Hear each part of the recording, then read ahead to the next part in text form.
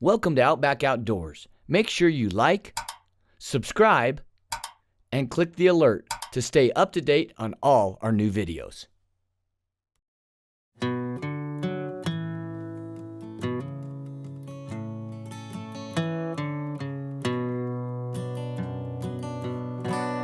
rode down Wolf Creek Pass in the white autumn lightning. October 23rd. Some hunts dictate the action, forcing us to use patience and endure long hours of waiting. Other hunts mandate that we must be aggressive and press forward, pushing the boundaries that narrowly separate us from successfully notching our tags or spooking the animal into the next county. This is a tale of two such hunts.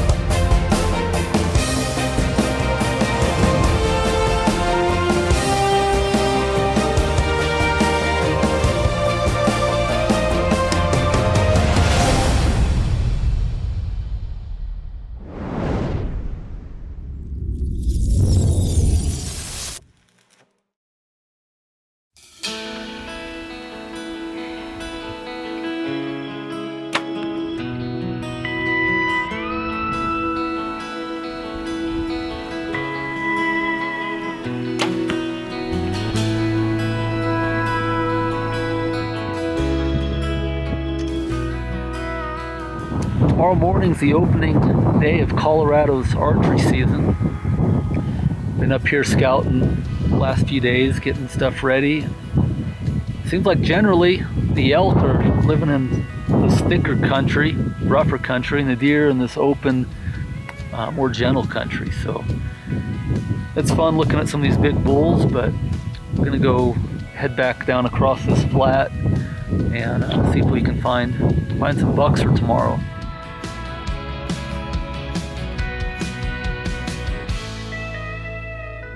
We're loaded up, heading through Casper, Wyoming. Got the truck pointed north. We're gonna head up right to the border of Canada and the US, northern Montana, with Miles and Borderline Outfitters. I've got a deer tag, either mule deer or whitetail, depending upon what we see, and an antelope tag. And I'm excited because Miles and I have been talking about this for a couple of years, and we're gonna get up there and finally get a chance to hunt some of these great animals up there. I know he's been watching them all summer long, and he said he's got some good ones. It's a little cool this morning. Feels like fall, doesn't it? Yes, it is. Windy. Oh, yeah. We are here in northern Montana. Matter of fact, I think if we go too much further north, we'll be in Canada. We're here with Miles hunting, Borderline Outfitters. Bruce and I have been planning this with Miles for 2 years, and we're finally here hunting antelope. Yep. And I'm excited. Bruce is from Wisconsin. We've got a good buck spotted, and we're gonna kind of try and move up here and see if we can't get in a position to where, we see if we can make a play. This is some open country. Wide open. We're gonna have to really employ a couple different techniques. You know, of course, spotting and stalking is always fun, but throwing some decoy action in there. Hopefully these bucks are starting to think about that rut. So let's see what we can do. We have some fun. That's that flag from last year. Is it lit up? Yeah. He's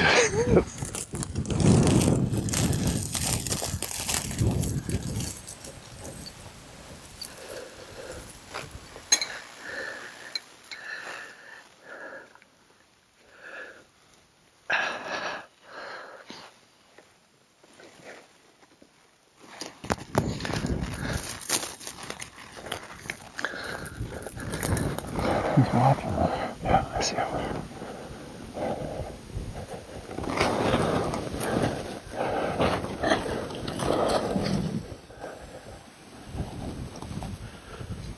Come on. Come on, big guy.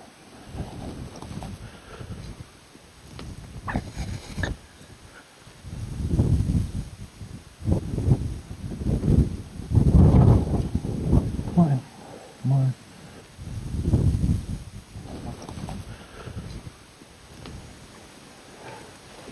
No. Wow, that's a good buck. You know what though? We're one stalk closer to killing one. Yep, that's right. Hello, I'm Trevin Stoltzfus, and welcome to the Wilderness Athlete Minute. In this season, on these segments, we've been concentrating a lot on nutrition and even giving you some practical recipes that can help you kick your day off right. One of the things I've encountered in the backcountry has been that lapse in the day, and something that's lightweight but yet has the nutritional value in my snack that I need. I've got the perfect midday backcountry treat. Now, I didn't make this up. This was actually given to me by a good friend, Cameron Haynes. And it's simple. It's a tortilla with peanut butter, bacon, and banana rolled into a burrito. Wrap it in tinfoil or put it in a plastic bag and throw it in your pack. Believe it or not, this is a pretty tasty treat and can supplement the rest of your nutritional backcountry diet. I hope these tips help you develop a stronger foundation for a healthier lifestyle. For more information on nutrition, exercise, and diet, visit wildernessathlete.com.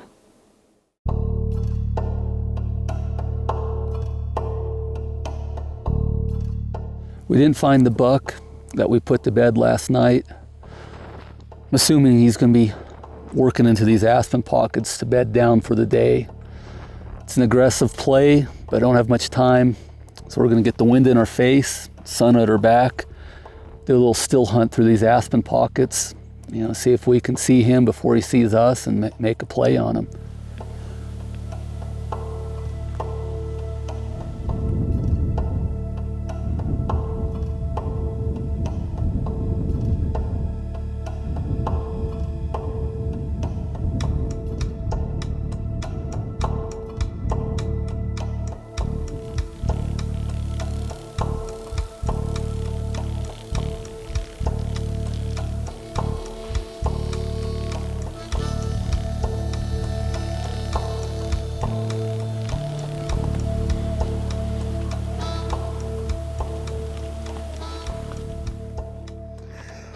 Well, that was close.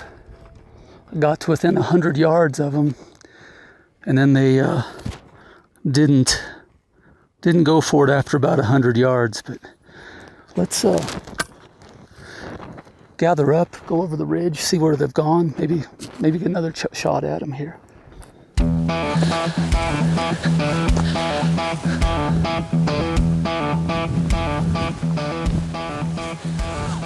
They ducked in to just behind the ridge this side of that creek.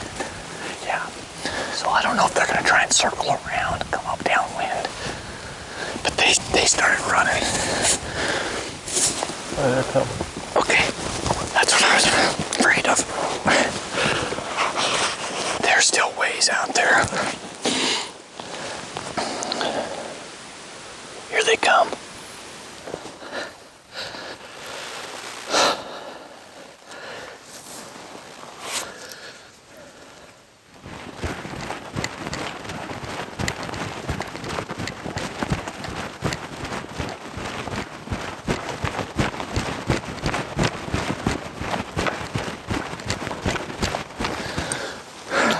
He's definitely going to be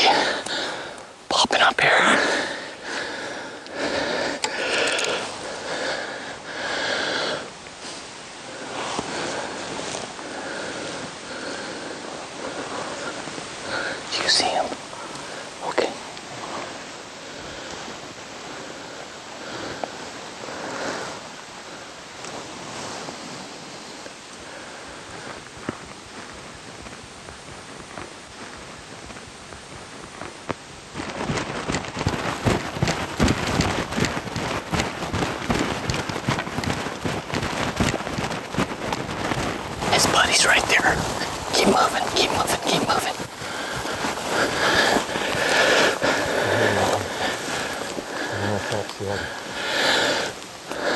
No, the other one's further left.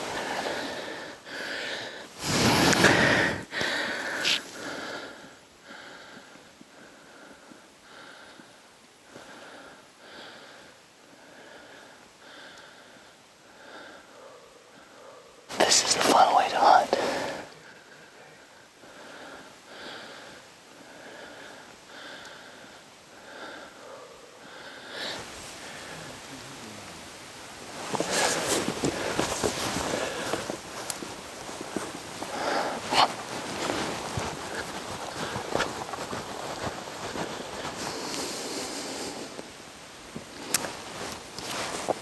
The wind had shifted.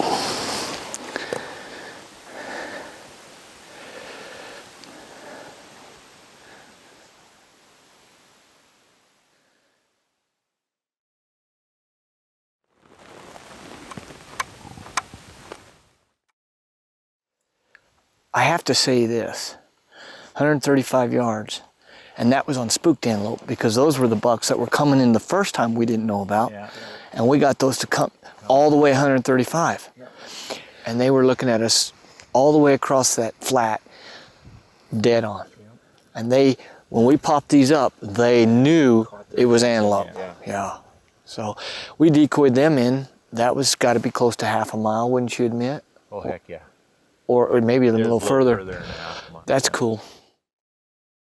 My name's Dave Baronio, and this is Trevin Stoltzfus with Outback Outdoors, and this is the Wasp Archery's Tech Talk. Many people wonder why they can't get their fixed blade broadheads to group. There's a number of different factors. The spine of your arrow may be incorrect for the bow that you're shooting. Your bow may not be tuned properly, or the largest thing is human error, and a broadhead can magnify human error. Human error is the biggest thing. But there's a couple things we can do to try and fix that. Of course, first off is tune your bow, okay? That's paramount. But you can also spin test your arrow and broadhead combos. You gotta have that sucker spinning true or it's just not gonna fly right.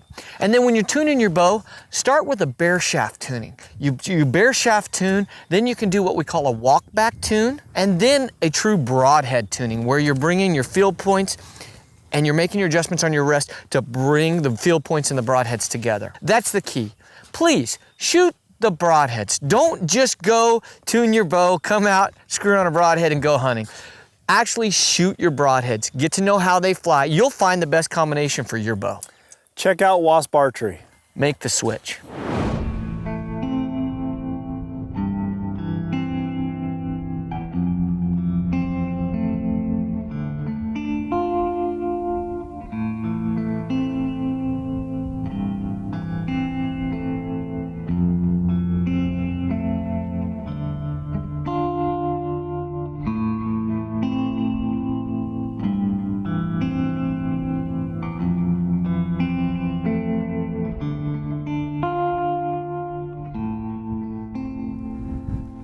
Watching this nice group of bachelor bucks, 3 old bucks in there I would be just tickled to take. Problem is there's a herd of elk right next to them. The herd of elk's finally drifted off. Those bucks have bedded back down. They're bedded right off a 2-track. So we've got a nice quiet path to sneak in on them. We've got about 3 hours of daylight left, so we got to make something happen, see what we can do.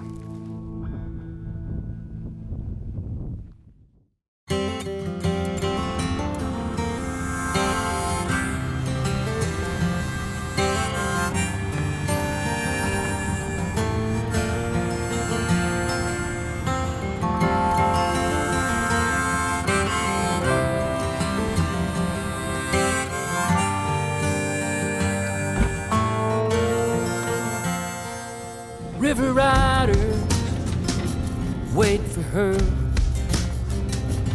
free and easy, she is sure.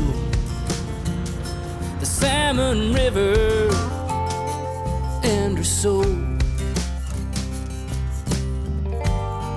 come together where the rapids roll. I'm a cowhand, a buckaroo, beneath the timber, and my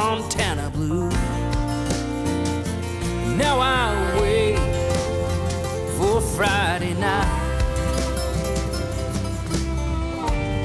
We'll be dancing in the moonlight at the Salmon River Motel, along the highway I know so well. Heaven waits beneath the seven devils at the Salmon River Motel. She's a taker, takes her time, makes her believe that she is mine. But that river never ends. She keep coming back again to the Salmon River Motel. Okay, he's gone. Along the highway I know so well. Heaven waits beneath the seven devils at the Salmon River Motel. It's a lonesome drive on Sunday night, back to Missoula by first light. There's a river running through my mind, and a girl I long to find. Oh,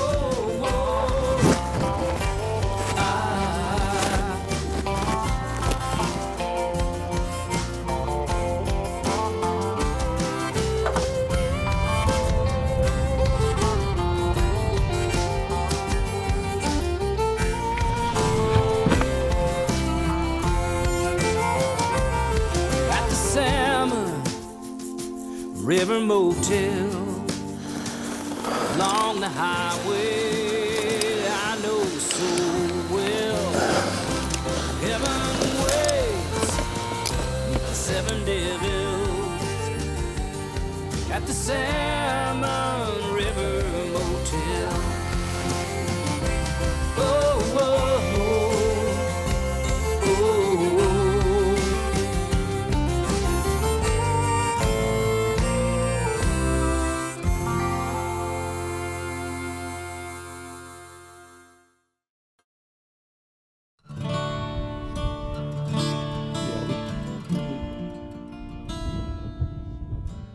Those elk have finally separated from the deer where we got a chance of sneaking in on these bucks. 3 of those bucks are just tremendous mature bucks, and I'd be tickled to get any of them.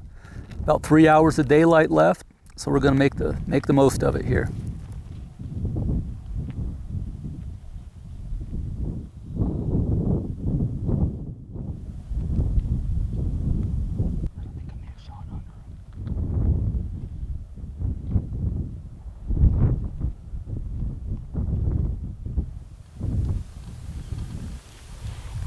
Stand.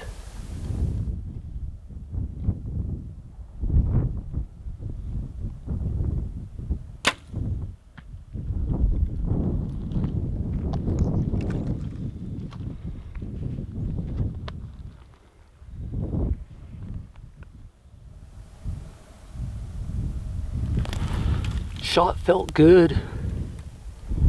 Let's just keep an eye on him, see what he does. The hit looked good, and I was surprised to see the buck still on his feet. With just minutes of daylight left and camera light gone, the herd of elk we were trying to avoid pushing spooked and stampeded right at the buck. I lost track of him in all the commotion and darkness. The next morning, I was on my own as my cameraman had to get back to his real job. On top of the difficulty of self-filming, the tracks from the elk covered up any sign of my buck, and I had no idea which way he went after being bumped. My first focus was to find the buck and take care of the meat. Well, recovered that buck I arrowed last night. He kind of backtracked, and I put a lot of my attention in the wrong area. And then coming back through here, I just kind of looking for sign, looking at where all these deer were going. did a little glassing and just, well, came across them right here. Meat should still be fine. It was nice and cold last night, but I don't want to waste too much time. Get them broke down. But what a awesome buck. I am just tickled with this guy. Well, we've got the big boy, and we found him again, and he's back with his does, and he's, if possible, he might have grown overnight. He's bigger. But we're down to crunch time here for us, so we're gonna hoof it over and see if we can get a feel for where these antelope are moving to, and well, we're just gonna hunt, see what we can come up with.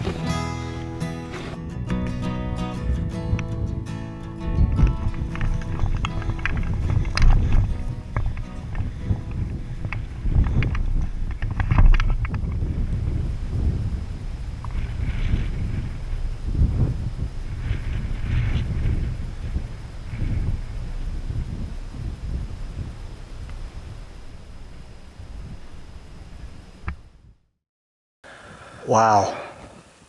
They didn't have any of that.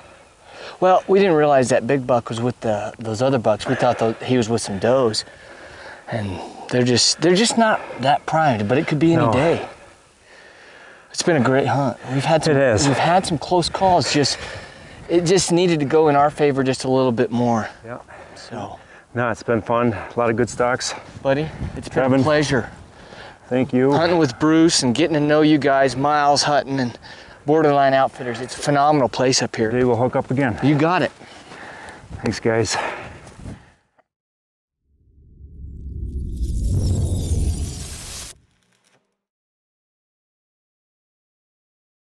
Thanks for watching Outback Outdoors. We encourage you to comment below, and as always, like, subscribe, and click the alert to stay up to date on all our new videos.